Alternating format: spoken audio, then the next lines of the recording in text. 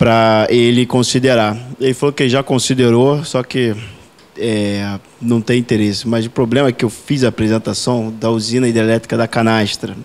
Era a única que eu apresentava. Eu acho que ele achou que era o único exemplo, mas eu estava ali apresentando uma metodologia, uma ideia, uma proposta a ser estudada. Só que aí eu percebi que eu tinha que vir mais fundo mesmo e apresentar logo uns 13 projetos para mostrar que faz sentido. Agora, tomara que eles reavaliem a tecnologia e venha o valor dela. Eu espero que você possa disponibilizar aí para a DTE. Tá bom. Essa apresentação, porque nós temos um grupo, o Mariano faz parte, eu, não sei se tem mais alguém aqui, que está concebendo novas ideias para essa coisa do setor elétrico. Obrigado. Tá bom, obrigado.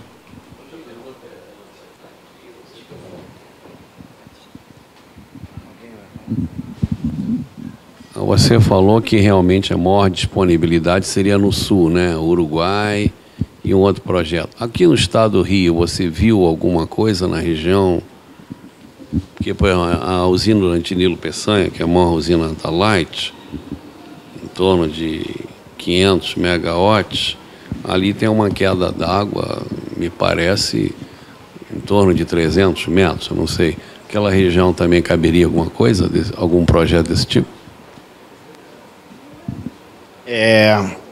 Rio de Janeiro, o interessante é você já usar o reservatório inferior, que já existe, para você não ter que construir e fazer. Né? Então, você tem um reservatório de funil próximo de a Serra de Itatiaia, né? A Mantiqueira e Bocaina. Você pode escolher os dois lados, que é uma maravilha. Tubo pequeno, barragem pequena, você armazena aquilo, é uma beleza. Só que os dois são parques nacionais.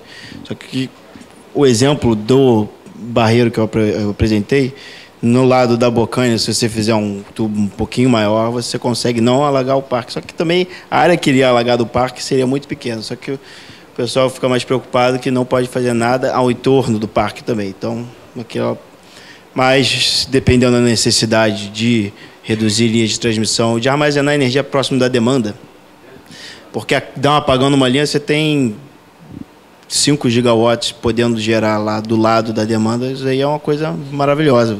Você vai diminuir os gargalos de transmissão, porque você vai armazenando, vai coisando, e depois, quando gerar, gera ali mesmo, perto de Rio e São Paulo. Seria bem interessante, mas aí tem que estudar. Entrando nessa questão, só um minuto, do colega ali, a questão da Light, você fez algum estudo sobre algumas usinas aqui, por exemplo, Simplício, Anta e Tauacara, no Paraíba? Lá é mais plano. Você tem um planalto um pouquinho mais para o norte do Rio de Janeiro, só que tem uma distância de mais de 30, 40 quilômetros, que inviabiliza um pouco o projeto. Outra coisa também que Anta e elas já estão lá embaixo da cascata. Essas usinas elétricas vicenais é melhor, o mais próximo da cabeceira possível, melhor, porque você aproveita a cascata toda para geração e aumenta a eficiência dela. Se você fizer lá embaixo da cascata, o funil eu acho interessante. Santa Cecília, que é onde é que tem Barra do Piraí, você tem um armazenamento marginal, mas porque você tem que ter um armazenamento no reservatório inferior, porque senão você vai instalar aquilo tudo e quando não está passando água o suficiente, você não tem que bombear, né? Então tem que ter um pouco de armazenamento lá embaixo. O funil tem como Mauá, alagar lá, Mauá, tirar o pessoal de lá, você consegue fazer. Não é nem parque nacional. O pessoal não vai ficar muito feliz em alagar Mauá, né? Por exemplo. O Julian, você apresentou, são 12 ou 13 projetos, né? E 13 projetos. 13. Tem alguns ali que tinha problema de estar em área de preservação, outros com indígenas. Daí dariam, os que não teriam esse tipo de problema, seriam uns 8 ou 9? Isso. Vamos lá. Em relação a esses aí, você chegou a fazer algum levantamento, estimativa de custos e... Eu fiz estimativa de custo. Por megawatt, coisa assim. Mas eu fiz em dólar. E eu fiz em dólar quando valia 2,4, 2,3 reais. Isso é um ano atrás que eu fiz essa estimativa de custo.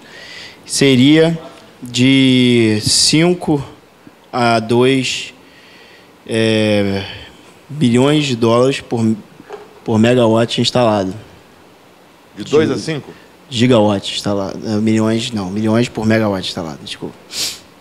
2 a 5. 2 a 5 milhões por megawatt instalado. Só que como você... É por causa da barragem, do tubo, da tubulação, a barragem tem que ser 200 metros, 150 metros, 300 metros.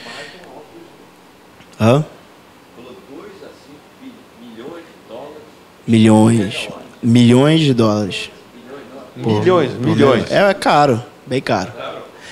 Mas como você leva em consideração a cascata, você armazena 2 megawatts e você armazena também na cascata. Você tem um ganho na cascata. Você passa a 1 milhão por megawatt-hora, 1 a 2,5 milhões por megawatt-hora. 1 milhão de dólares por megawatt-hora é o preço de uma usina hidrelétrica reversível convencional. Não sei se eu estou exatamente errado, tem um especialista aqui perfeito.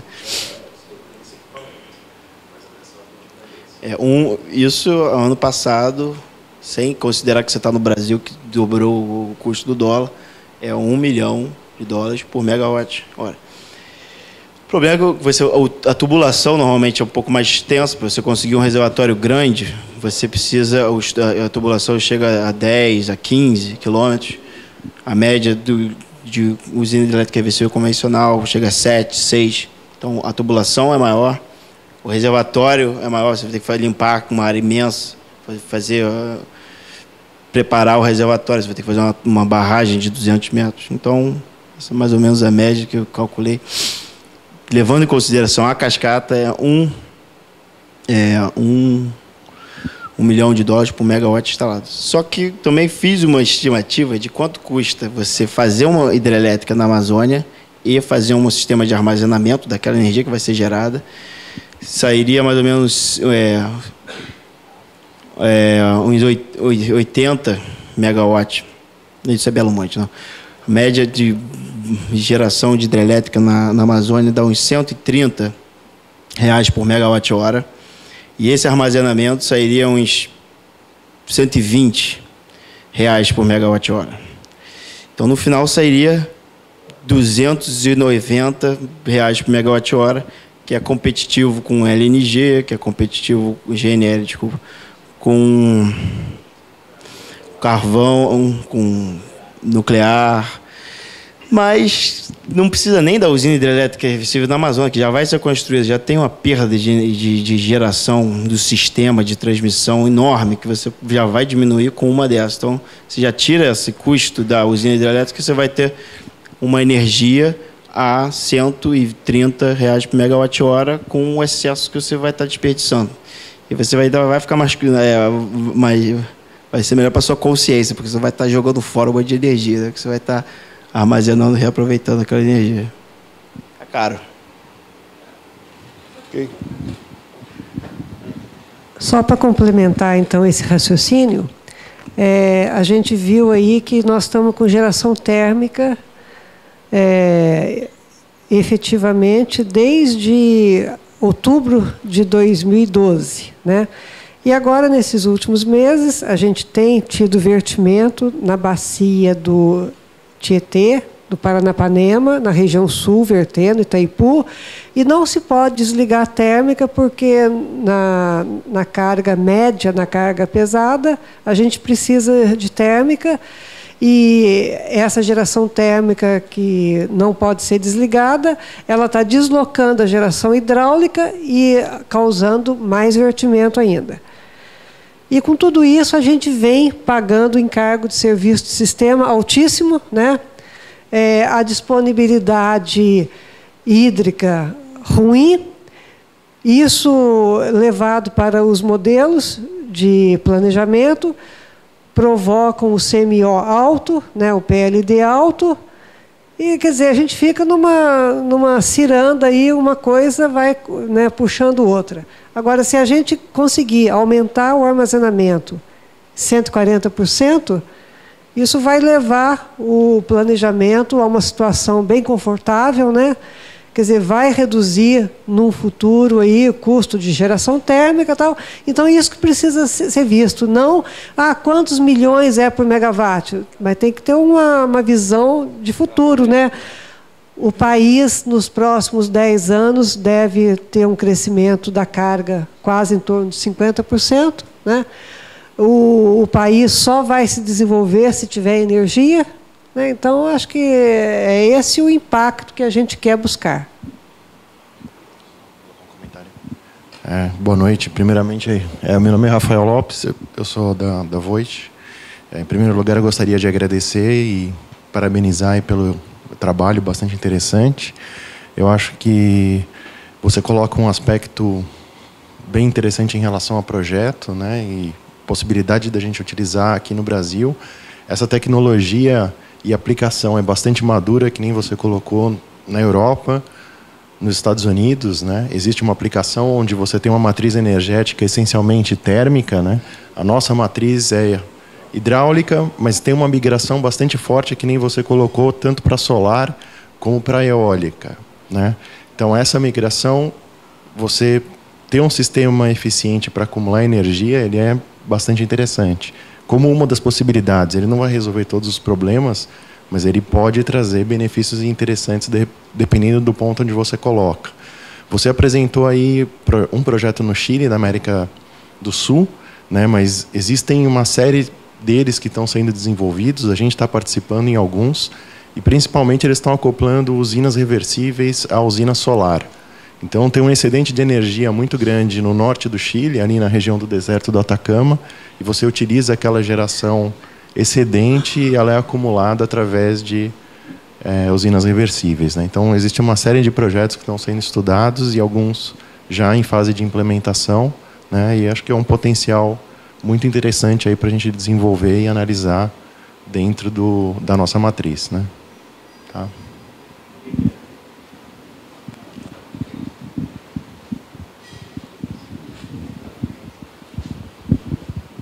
Boa noite. Logo no início você chegou a comentar sobre essa perda que existe, né? De em termos de 25%, você ter que retornar com a água.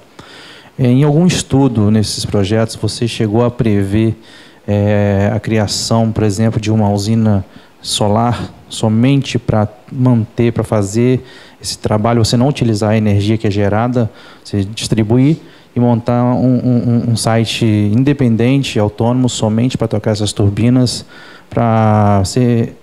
eu creio que o custo seja muito menor, né, do que você utilizar a energia, mesmo que à noite a demanda seja menor, você utilizar essa energia para tocar essas turbinas, que aí você poderia utilizar até durante o dia, realmente, né? Você utilizaria a energia solar, mesmo durante o dia, não só à noite, para bombear. Chegou a prever e fazer esse estudo? O estudo que eu levei em consideração nessa apresentação é caso a usina hidrelétrica reversível sazonal seja implementada lá no meio da Bahia. Por quê? Porque aí você poderia aproveitar a geração solar e quando você está enchendo o reservatório, que é sazonal, isso aqui é sazonal. Quando você estiver enchendo o reservatório, você bombeia um pouco mais quando está de dia sol gerando um monte de energia solar. De noite você tem menor geração. Você ou para de gerar porque você não tem energia, mas aí não vale a pena você investir pesado naquela turbina para operar 50% da capacidade. Você usa a geração ao entorno e opera uma capacidade menor do que 100% quando tiver de dia. Dessa forma você vai armazenando a energia solar que você vai gerar de dia e de noite você gera com outra fonte e continua bombeando. Mas existem projetos específicos de armazenamento, como acabou de mencionar. Lá está ligado no sistema interligado lá chileno, está na rede. Só que o excedente que sobra solar, ele bombeia, né? E uma parte da energia é destinada à mineração que está no norte, né? Durante a noite, que você não tem geração solar, em vez dele utilizar a geração hídrica do Chile ou térmica, que está mais no sul, e ter com transmissão, ele tem aquela energia acumulada no reservatório que é consumida durante o período da noite, né? Então você interliga e o sistema aí de acumulação serve como uma bateria aí para estabilizar o teu sistema, né? Tá, então essa é a função, né? Isso, né? Lá tem uma geração no norte muito forte solar, né? E aí ele acopla essas duas tecnologias e permite aí otimizar a tua eficiência, né? Tá. Só para recapitular, essas usinas usina hidrelétrica reversível convencional, elas têm uma operação mais ou menos, a maioria delas, de um dia, né? De noite você bombeia, armazena, de dia você gera para ajudar o sistema elétrico a suprir a demanda, armazenamento diário. A diferença dessa proposta é que você vai pegar a mesma bomba, em vez de operar 12 horas do dia bombeando e 12 horas da noite gerando, você vai operar 6 meses bombeando, 6 meses gerando. Então é basicamente o mesmo conceito, só em vez de ser um ciclo de um dia, é o ciclo de um ano.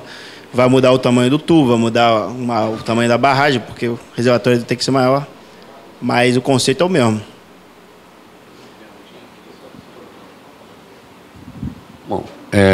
Bom, cada projeto tem a sua característica. Eu estou entendendo que essas usinas reversíveis que você está propondo, em princípio você não teria tudo turbina-bomba, não. Teria uma bomba por usina, é isso? Tudo é turbina-bomba? No caso do Barreiro, talvez faça sentido você colocar mais turbina do que turbina-bomba. Por quê? Porque você vai querer gerar na ponta. Então você vai bombeando o dia inteiro e na ponta você turbina um monte de turbina. Que aí você não vai precisar de turbina-bomba. Se você quiser gerar na ponta, você vai gerar durante 2, 3 dias. Então não vale a pena você colocar 5 turbinas-bomba para gerar as 5 turbinas-bombas. Você bombeia com 2 turbinas-bombas, depois gera com 2 turbinas-bombas, mais 3 turbinas convencionais, para gerar bem na ponta mesmo. É, porque você diminui o custo aí no caso. Você pode fazer exatamente o que você quiser, desde que você siga a lei da física. E se você já está aproveitando uma usina existente, aí você só bota a bomba, não é isso? Exatamente.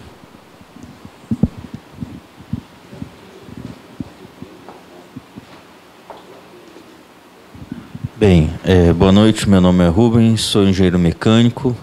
Inicialmente, parabenizar pela palestra. E com relação, que é a minha área de engenharia mecânica, esses equipamentos de bombas, tá? A eficiência dela, tanto para geração de energia e para bombeamento, como que funciona isso? Hoje a gente tem indústria nacional para desenvolver esses equipamentos aqui no Brasil. Como que é essa questão essa logística disso hoje no Brasil? Hoje existem fabricantes nacionais, né, que têm sede, são multinacionais, mas elas têm instalado empresa aqui. Eu trabalho numa das empresas, que é a Voit, e tem equipamento, a gente pode produzir todo o equipamento necessário em termos de eletromecânico, para atender qualquer um desses projetos. Em termos de tecnologia, como o Julian colocou, existem aí particularidades para cada um dos projetos, né? E cada um vai ter uma aplicação diferente, com uma máquina hidráulica, uma máquina elétrica diferente, mas a gente consegue atender plenamente o que é necessário para fornecer para essas usinas, aqui do Brasil mesmo. Com relação à eficiência de bombeamento, caso a caso, tem que analisar fluxo, vazão? Isso. O número que o Julian colocou, né, de 75%, né, para bombeamento mais turbina, ele é um número mais conservador, né? Hoje em dia é possível até melhorar um pouquinho, chegar a 80% ou 80% e alguma coisa, né? Mas vai depender muito, né? Qual é a variação de nível que você tem, qual é a configuração, né, que está sendo colocada, perda de carga no teu circuito e assim, né? Os aproveitamentos com queda maior, normalmente eles têm uma eficiência melhor do ponto de vista do eletromecânico. Os que têm uma queda mais baixa provavelmente com variação de nível maior você tenha aí uma certa perda, olhando para a eficiência de turbina gerador, né? Tá?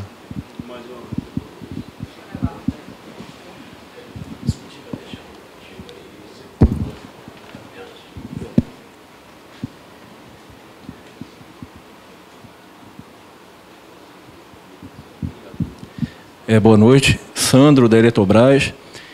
Eu fiquei só com dúvida na questão do armazenamento, tamanho do reservatório. Fiz uma conta aqui rápida e simplista de uma turbina, por exemplo, de Itaipu.